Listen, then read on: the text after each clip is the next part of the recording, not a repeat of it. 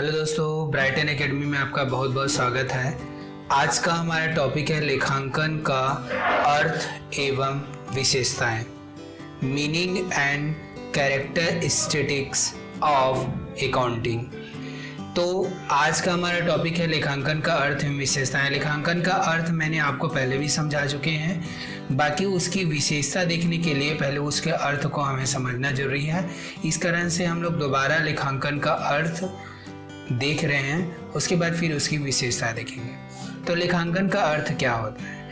व्यापारिक परिणामों को जानने के लिए, मतलब व्यापार का परिणाम मतलब क्या होता है कि उसे लाभ हो रही है कि हानि हो रही है, यह जानने के लिए लेखों का संग्रहण करना।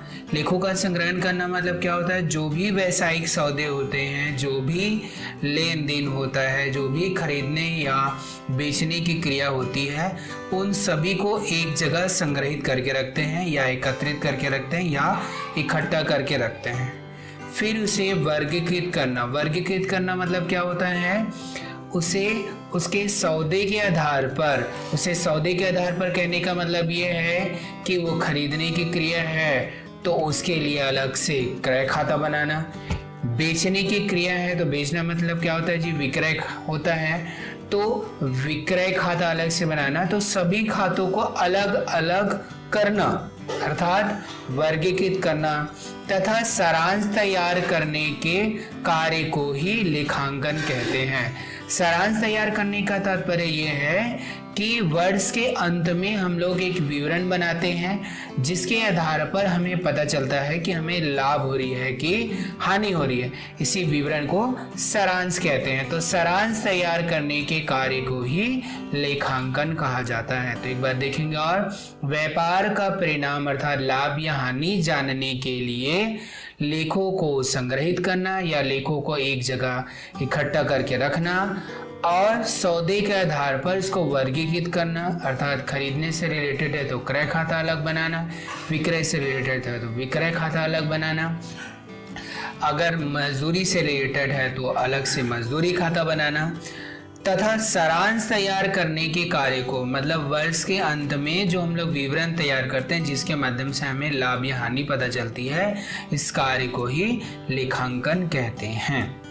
तो ठीक है, अब हम लोग आगे बढ़ते हैं। लेखांकन की विशेषताएं, कैरेक्टरिस्टिक्स ऑफ अकाउंटिंग।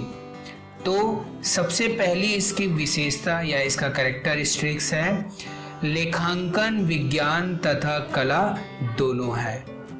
लेखांकन विज्ञान तथा कला दोनों है।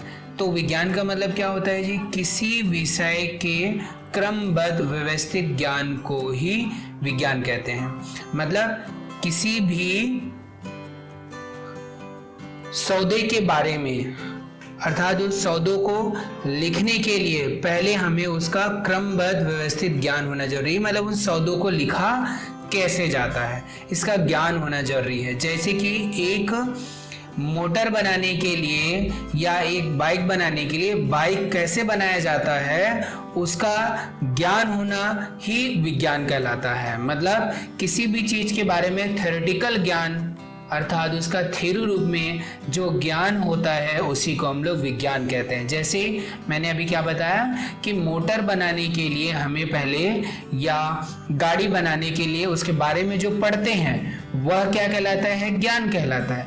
मतलब उसका थ्योरेटिकल नॉलेज ही क्या कहलाता है?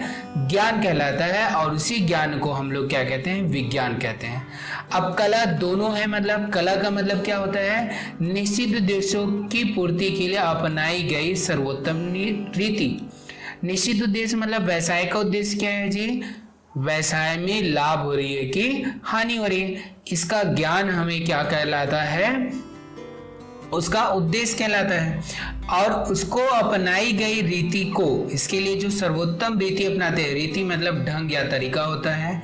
व्यवसाय में जो भी लेन देन होते हैं उसे हम लोग क्या करते हैं? एक उसका तरीका होता है, एक ढंग होता है, उसके आधार पर ही हम लोग पुस्तकों में उसको लेखा करते हैं।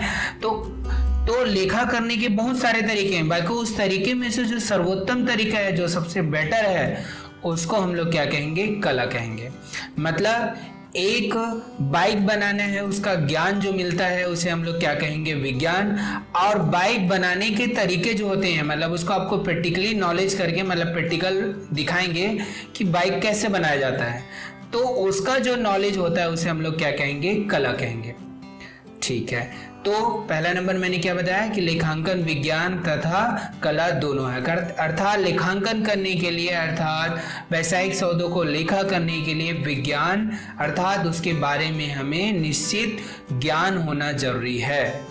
तथा कला, कला का मतलब मैंने बता दिया, किसी भी कार्य को करने का जो ढंग होता है उसे हम लोग कला कहते हैं, जो सर्वोत्तम तरीका होता है उसे हम लोग कला कहते हैं। तो लेखांकन करने के लिए विज्ञान और कला दोनों का होना आवश्यक है।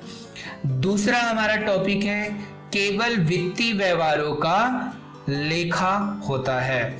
वित्तीय व्यवहारों का लेखा होता है मतलब वित्तीय मतलब क्या होता है, मुद्रा संबंधित व्यवहारों का ही लेखा करते हैं। अर्थात ऐसे सौदे जो मुद्रा के रूप में ही हो, जैसे कि मैंने बोल दिया एक सामान, जैसे कि कोई पेन पड़ा है, उस पेन को मैंने क्या बोल दिया कि इस पेन को इस स्थान से किसी दूसरे स्थान में ले जाओ, तो क्या वो सौदा है? नहीं है। क्या उसे मुद्रा रूप में व्यक्त किया जा सकता है? नहीं। क्या उसे पैसे के रूप में लिखा जा सकता है? नहीं।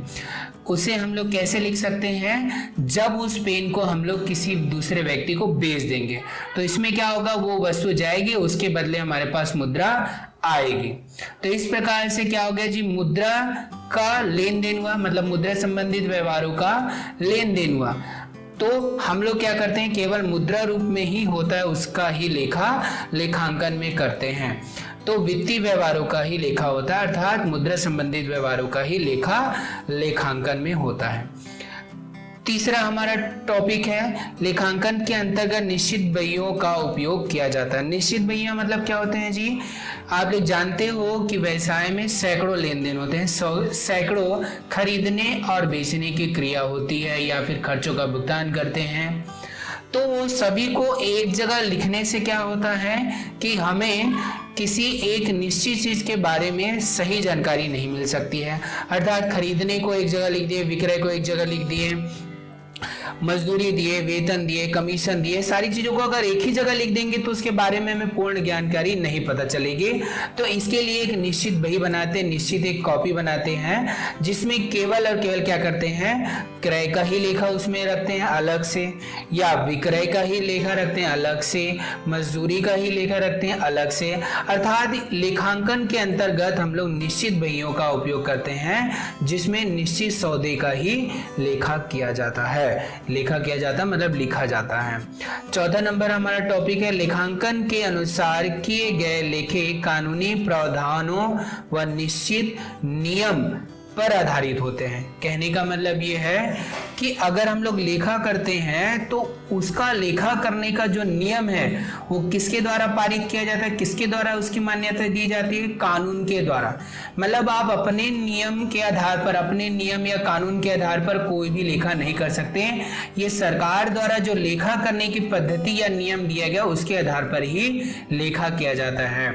तो हमारी चौथी विशेषता क्या है जी, कि लेखांकन में जो भी सौदों का लेखा किया जाता है वो कानूनी प्रावधानों व नियमों पर आधारित होता है। उसके नियम, सरकार द्वारा जो नियम दिया जाता है उसी के आधार पर हम लोग लेखा करते हैं, अपने हिसाब से लेखा नहीं कर सकते हैं। फिर उसके बाद हम लोग आगे पहुंचेंगे, लेखांकन में लेखा नियमित रूप से किया जाता है। लेखांकन में लेखा नियमित रूप से किया जाता है मतलब एक चीज आप लोग बताइए, व्यवसाय में लेन देन अर्थात जो सौदा होता है वो प्रतिदिन होता है कि नहीं होता है? होता है। मतलब हर दिन हम लोग क्या करेंगे, खरीदने का काम, हर दिन हम लोग बेचने का काम करेंगे, बीच बीच में हम लोग वेतन या मजदूरी या कमीशन वगैरह देना या मिलने का काम होगा। तो ये सारे काम क्या होते हैं, रोज होते हैं, डेली होते हैं, नियमित होते हैं। तो इसका लेखा हम लोग क्या करते हैं, डेली करते हैं, नियमित करते हैं, प्रतिदिन किया जाता है। अर्थात लेखांकन में लेखा डेली किया जाता है। तो ये सारी विशेषताओं को एक बार हम लोग और देखेंगे। लेखांकन विज्ञान तथा कला दोनों हैं। दूसरा, केवल वित्तीय व्यवहारों का लेखा किया जाता है, अर्थात हम लोग केवल मुद्रा संबंधित व्यवहारों का मुद्रा संबंधी सौदों का ही लेखा करते हैं। तीसरा, लेखांकन के अंतर्गत निश्चित नियमों, निश्चित बहियों का उपयोग किया जाता है। निश्चित बही मतलब मैंने बता दिया, क्रय के लिए अलग से क्रय बही, विक्रय के तो विक्रय बही अलग से। और चौथा नंबर है, लेखांकन के अनुसार किए गए लेखे कानूनी प्रावधानों व नियमों पर आधारित होते हैं। अर्थात जो भी व्यवसाय में लेखा किया जाता है, सौदों का जो भी हम लोग एंट्री करते हैं, वो सारी चीजें कानून द्वारा जो भी नियम दिया गया उसके आधार पर करेंगे। पांचवा नंबर है, लेखांकन में लेखा नियमित रूप से किया जाता है। अर्थात कहने का मतलब है क्योंकि व्यवसाय में लेन देन या सौदे खरीदने या बेचने का काम प्रतिदिन होता है, इसका आंसर इसका लेखा हमें प्रतिदिन करना पड़ता है, नियमित करना पड़ता है, डेली करना पड़ता है। थैंक यू दोस्तों।